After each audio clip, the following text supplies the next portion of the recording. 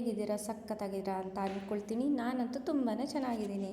Guys, ಇವತ್ತಿನ ವ್ಲಾಗಲ್ಲಿ ನಾನು ಸಿಂಪಲ್ಲಾಗಿ ಕ್ಯಾಬೇಜ್ನ ಯೂಸ್ ಮಾಡಿಕೊಂಡು ಒಂದು ಪಲಾವ್ನ ಹೇಗೆ ಮಾಡೋದು ಅಂತ ತಿಳಿಸ್ಕೊಡ್ತೀನಿ. ಸೊ ತಡ ಯಾಕೆ ಮಾಡೋದು, ರೆಸಿಪಿನ ಹೇಗೆ ಮಾಡೋದು ಅಂತ ನೋಡೋಣ ಬನ್ನಿ.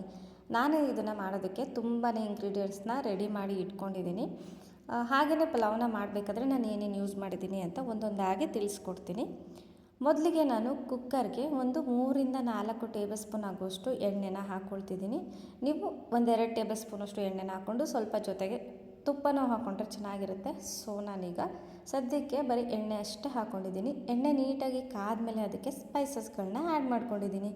ನಾನಿಲ್ಲಿ ಯಾವ್ಯಾವ ಸ್ಪೈಸಸ್ ಯೂಸ್ ಮಾಡ್ತಿದ್ದೀನಿ ಅಂದರೆ ಒಂದು ಅನಾನಸ್ ಫ್ಲವರು, ಹಾಗೆಯೇ ಸ್ವಲ್ಪ ಚಕ್ಕೆ, 3-4 ಲವಂಗ, ಒಂದು ಏಲಕ್ಕಿ, ಮೆಣಸು, ಪಲಾವ್ ಎಲೆ, ಹಾಗೆಯೇ ಕಸೂರಿ ಮೇಥಿನ ಹಾಕ್ಕೊಂಡು ನೀಟಾಗಿ ಫ್ರೈ ಮಾಡ್ಕೊತೀನಿ. ಮಸಾಲ ಐಟಮ್ಸ್ ಎಲ್ಲ ನೀಟಾಗಿ ಫ್ರೈ ಆದಮೇಲೆ ಅದಕ್ಕೆ ಶುಂಠಿ ಬೆಳ್ಳುಳ್ಳಿ ಪೇಸ್ಟು ಮತ್ತು ಕರಿಬೇವು, ಹಸಿಮೆಣ್ಸಿಕಾಯಿನ ಹಾಕ್ಕೊಂಡು ನೀಟಾಗಿ ಫ್ರೈ ಮಾಡ್ಕೊತೀನಿ. ಮತ್ತೊಂದು ಸಲ ಹಸಿಮೆಣ್ಸಿಕಾಯಿ ಒಗ್ಗರಣೆಯಲ್ಲಿ ಚೆನ್ನಾಗಿ ಫ್ರೈ ಆದಷ್ಟು ಟೇಸ್ಟು ಚೆನ್ನಾಗಿ ಬರುತ್ತೆ. ಇದೆಲ್ಲ ನೀಟಾಗಿ ಫ್ರೈ ಆದಮೇಲೆ ನಾನು 2-3 ಮೀಡಿಯಮ್ ಸೈಜ್ದು ಆನಿಯನ್ಸ್ನ ಸ್ಲೈಸ್ ಆಗಿ ಕಟ್ ಮಾಡಿ ಇಟ್ಕೊಂಡಿದ್ದೆ. ಸೊ ಅದನ್ನು ಸಹ ಹಾಕ್ಕೊಂಡು ಒಂದು ಅರ್ಧ ಆನಿಯನ್ ಬೇಯೋವರೆಗೂ ನೀಟಾಗಿ ಫ್ರೈ ಮಾಡ್ಕೊತೀನಿ. ಸೊ ಒಂದು ಅರ್ಧ ಬೆಂದಾದಮೇಲೆ ಅದಕ್ಕೆ ನಾನು 3-4 ಮೀಡಿಯಮ್ ಸೈಜ್ದು ಟೊಮ್ಯಾಟೋನ ಸಣ್ಣದಾಗಿ ಕಟ್ ಮಾಡಿ ಇಟ್ಕೊಂಡಿದ್ದೆ. ಸೊ ಅದನ್ನು ಇದರಲ್ಲಿ ಸೇರಿಸ್ಕೊಂಡು ನೀಟಾಗಿ ಫ್ರೈ ಮಾಡ್ಕೊತೀನಿ. ಇವಾಗ ಟೊಮ್ಯಾಟೊ ಮತ್ತು ಆನಿಯನ್ ಎರಡೂ ಸಹ ನೀಟಾಗಿ ಫ್ರೈ ಆಗಬೇಕು, ಸಾಫ್ಟ್ ಆಗಬೇಕು. ಅಲ್ಲಿವರೆಗೂ ಚೆನ್ನಾಗಿ ಫ್ರೈ ಮಾಡ್ಕೊತೀನಿ.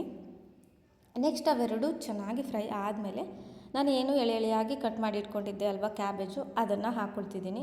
ಈ ಥರ ಕಟ್ ಮಾಡಿಕೊಂಡ್ರೆ ನೋಡೋದಕ್ಕೂ ಚೆನ್ನಾಗುತ್ತೆ, ಹಾಗೆ ತಿನ್ನುವಾಗ ಬಾಯಲ್ಲಿ ಚೆನ್ನಾಗಿ ಸಿಗುತ್ತೆ ಕ್ಯಾಬೇಜು. ಸೊ ಎಳೆಯಾಗಿ ಕಟ್ ಮಾಡ್ಕೊಳ್ಳಿ. ಅದ್ರ ಜೊತೆಗೆ ಒಂದೇ ಒಂದು ಕ್ಯಾಪ್ಸಿಕಮ್ನ ಅದನ್ನು ಸಹ ಸ್ಲೈಸ್ ಆಗಿ ಕಟ್ ಮಾಡಿ ಇಟ್ಕೊಂಡಿದ್ದೆ.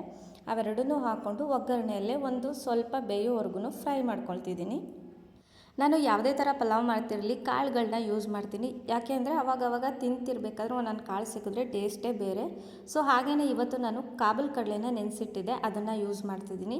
ನೀವು ಬೇಕಿದ್ದರೆ ಬಟಾಣಿ ಇಲ್ಲ ಕಡಲೆಕಾಳು ಅದನ್ನು ನೆನೆಸಿಟ್ಟು ಯೂಸ್ ಮಾಡ್ಬೋದು, ಇಲ್ಲಾಂದರೆ ಹಸಿ ಬಟಾಣಿನೂ ಯೂಸ್ ಮಾಡ್ಬೋದು. ಸೊ ಕಾಬೂಲ್ ಕಡಲೆ ಸ್ವಲ್ಪ ಫ್ರೈ ಆದಮೇಲೆ ಅದಕ್ಕೆ ನಾನು ಕೊತ್ತಂಬರಿ ಹಾಗೆ ಪುದೀನ ಸಣ್ಣದಾಗಿ ಹೆಚ್ಚಿಟ್ಕೊಂಡಿದ್ದೆ, ಅದನ್ನು ಹಾಕ್ಕೊಂಡು ಫ್ರೈ ಮಾಡ್ಕೊತಿದ್ದೀನಿ. ನಾವು ಏನೇನೆಲ್ಲ ಹಾಕ್ಕೊಂಡಿದ್ದೀವಿ ಅಲ್ವಾ ಅದೆಲ್ಲ ಚೆನ್ನಾಗಿ ಫ್ರೈ ಆದಮೇಲೆ ಕೊನೆಯದಾಗಿ ಕೊತ್ತಂಬರಿ ಮತ್ತು ಪುದೀನನ ಹಾಕ್ಕೊಳ್ಳಿ, ಟೇಸ್ಟು ಚೆನ್ನಾಗಿ ಬರುತ್ತೆ. ಸೊ ಇವಾಗ ಎಲ್ಲ ಐಟಮ್ಸನ್ನು ಫ್ರೈ ಆದಮೇಲೆ ರುಚಿಗೆ ತಕ್ಕಷ್ಟು ಉಪ್ಪು ಹಾಗೆಯೇ ಸ್ವಲ್ಪ ಬಿರಿಯಾನಿ ಪೌಡರ್ನ ಆ್ಯಡ್ ಮಾಡ್ಕೊತಿದ್ದೀನಿ. ನಾನಿಲ್ಲಿ 1.5 ಸ್ಪೂನಷ್ಟು ಬಿರಿಯಾನಿ ಪೌಡರ್ನ ಹಾಕ್ಕೊತಿದ್ದೀನಿ. ನನಗೆ ಪರ್ಸ್ನಲಿ ಇದು ಫ್ಲೇವರ್ ಅಂದರೆ ತುಂಬ ಇಷ್ಟ, ಸೊ ಹಾಗಾಗಿ ಯೂಸ್ ಮಾಡ್ತಿದ್ದೀನಿ. ನಿಮಗೆ ಬಿರಿಯಾನಿ ಪೌಡರ್ ಫ್ಲೇವರ್ ಇಷ್ಟ ಆಗಲ್ಲ ಅಂತ ಅದಂದರೆ ಅದನ್ನು ಸ್ಕಿಪ್ ಮಾಡ್ಬೋದು. ಸೊ ಎಲ್ಲ ಹಸಿ ವಾಸನೆ ಹೋಗೋವರೆಗೂ ಫ್ರೈ ಮಾಡ್ಕೊಂಡು ಆದಮೇಲೆ ನಾವು ಎಷ್ಟು ಅಕ್ಕಿನ ತೊಗೊಂಡಿರ್ತೀವಲ್ವ ಅದ್ರ ಡಬಲ್ ಅಷ್ಟು ನೀರನ್ನ ಹಾಕಬೇಕು. ನಾನಿಲ್ಲಿ 1.5 ಕಪ್ಪಷ್ಟು ಅಕ್ಕಿನ ತೊಗೊಂಡಿದ್ದೆ. ಸೊ 3 ಗ್ಲಾಸಷ್ಟು ನೀರನ್ನ ಹಾಕ್ಕೊಂಡು ನೀರು ಚೆನ್ನಾಗಿ ಕುದ್ಮೇಲೆ ಅಕ್ಕಿನ ವಾಶ್ ಮಾಡಿ ಎತ್ತಿಟ್ಕೊಂಡಿದ್ದೆ. ಸೊ ಅದನ್ನು ಹಾಕ್ಕೊಂಡು ನೀಟಾಗಿ ಒಂದು ಸಲ ಮಿಕ್ಸ್ ಮಾಡಿಕೊಂಡು ಲಿಡ್ನ ಕ್ಲೋಸ್ ಮಾಡಿಬಿಟ್ಟು 1-2 ವಿಷಲ್ನ ಹಾಕ್ಸ್ಕೊಳ್ತೀನಿ.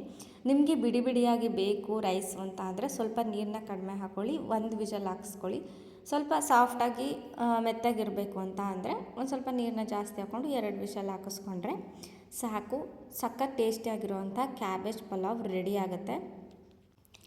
ನೋಡಿ, ಕುಕ್ಕರ್ ಮುಚ್ಚಳ ತೆಗ್ದಿದ್ದ ತಕ್ಷಣ ಎಷ್ಟು ಸಖತ್ತಾಗಿ ಕಾಣಿಸ್ತಿದೆ, ಹಾಗೆಯೇ ಮಸಾಲೆ ಎಲ್ಲ ಮೇಲ್ಗಡೆ ಬಂದಿರುತ್ತೆ. ಸೊ ಹಾಗಾಗಿ ಒಂದು ಸಲ ನೀಟಾಗಿ ಮಿಕ್ಸ್ ಮಾಡಿಕೊಂಡ್ರೆ ಸಾಕು.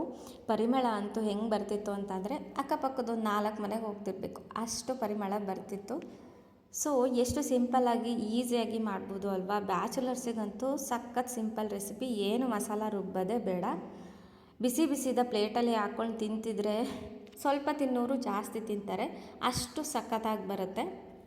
ಸೊ ಮಿಸ್ ಮಾಡದೆ ನೀವು ಖಂಡಿತವಾಗ್ಲೂ ಈ ರೆಸಿಪಿನ ಮನೆಯಲ್ಲಿ ಟ್ರೈ ಮಾಡಿ, ಹೇಗೆ ಬಂತು ಅಂತ ಕಮೆಂಟ್ ಮಾಡಿ. ಹೀಗೆ ಇನ್ನೂ ಒಳ್ಳೊಳ್ಳೆ ರೆಸಿಪೀಸ್ ಬೇಕು ಅಂತಾದರೆ ನಮ್ಮ ಚಾನಲ್ನ ಸಬ್ಸ್ಕ್ರೈಬ್ ಮಾಡ್ಕೊಳ್ಳೋದು ಮಾತ್ರ ಮರಿಬೇಡಿ. Thank you.